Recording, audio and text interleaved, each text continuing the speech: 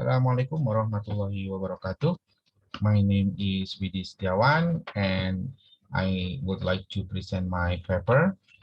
Uh, this is an assignment of Microeconomic 2 study, uh, led by Mr. Lukman Hakim RB PhD.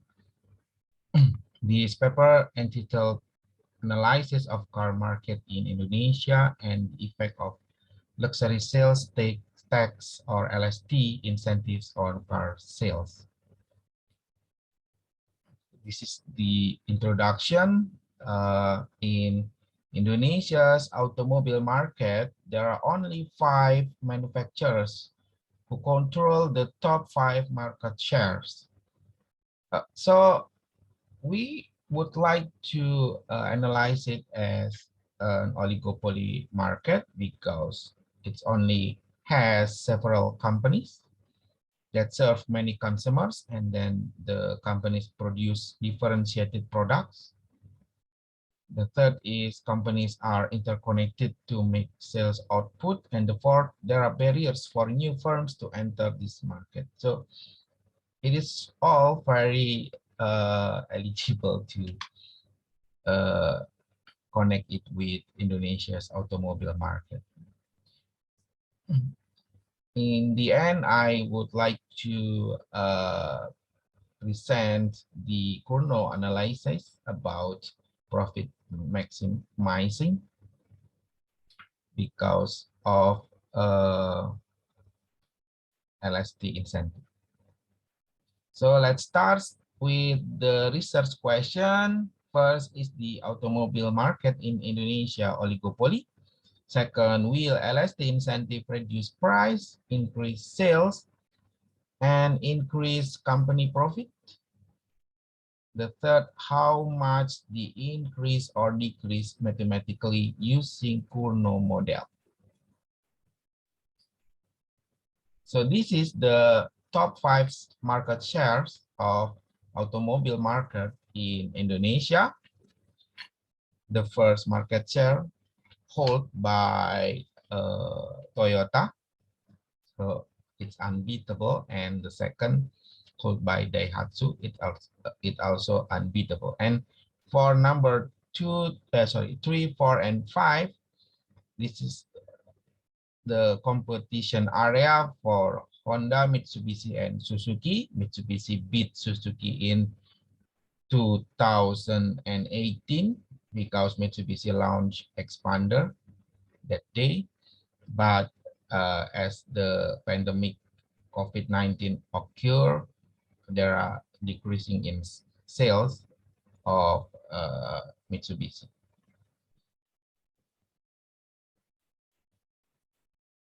I use concentration ratio text to prove that Indonesia's automobile market is oligopoly.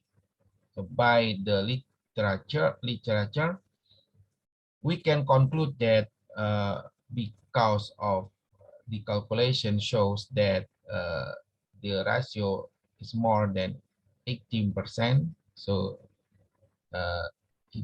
it is in here area. So we can be sure that automobile market in Indonesia is oligopoly. The next, I level the car sales based on Gaikindo's categorization. There are 10 categories for sedan, station wagon, and double axle, and there are and they are distinguished again by the capacity or CC. This is the sales. So there are only 2 largest vehicle sales were at the level of 4x2 cars with CC below 1500, and then for the highest CC, for the higher CC, the other we cannot see barely. So I zoom it, and this is the result for the remain. And if we make it more smooth, by using average sales for the year, we can conclude that every level only move on their level. Even there are maybe decrease here in sedan. Sedan is no longer alternative for the people. So people more likely choose 4x4 with the low capacity, lower than 3000 cc.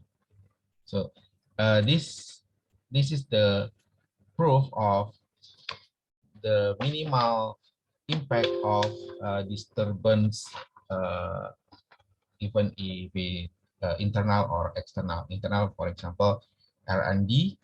External, for example, the enter of another market to Indonesia. So the sales is remain stable from the time. And there are sales collapse in 2020 because of pandemic here into the nadir point. And then the government through the Minister of Finance regulation number 20, 2021 begin to give LST incentives. LST is luxury sales tax. It has several requirements. So there are only 29 brands from 7 manufacturers that are eligible. This is the brand. I'm sorry, this is the brand. And this is the incentive that they will get. We can conclude it in the 4 categories. First is for 100% incentive, and this is 50%, and this is 25%. And for the big capacity, there are no incentive. So I use the sales data and I categorize it into 3 categories. First is no ins, and then ins 1 for 100% incentive, and here for 15% incentive. And this is what we found. As the sales comes to the nadir, it's very low here, and then less than 1 year, the government launched the incentives. So we can analyze the impact of the incentive by using this graphic. I find the slope P and Q, but this is not the impact. I have to compare it with X and Y as control variable. I put it here and I found R. So the Q and R is the difference in difference. Yeah. So this is the average before the pandemic, but I cannot use it because there are outlier data here. So the sales is very low. So I use new data and I limit the data from 2020. And then I use it to analyze the incentive too, but it is very little different. Yeah. So this is the result. If I use data from 2017, we will get minus. It is strange because it means that the incentive has negative impact. So I limit the data and this is the result. I think it is more robust. And by calculating with Kuno model, as the profit is total revenue minus total cost, and the price or the demand curve is A minus BQ. So this is the average, sorry, this is the aggregate of Q for G company. In the yellow, we found that there are three general equation for optimum output, optimum price, and optimum profit. So how if we input the LST incentive, we can change the cost, marginal cost, into C minus T, and then the calculation will be different. So before, this is before, and this is after. I put the C minus T here to change the C, the value of C here. Yeah. So this is the result for output. If we put the C minus T, there are increase in the equation. So the optimum Q will be the Q all, optimum Q all plus this value. So T over B, G plus 1 can make the car sales increase by this value. So do the price, but price has negative effect. So the price will decrease by GT over G plus 2 because I put C minus T here. And the last one is effect in profit. As I put the C minus T, and there are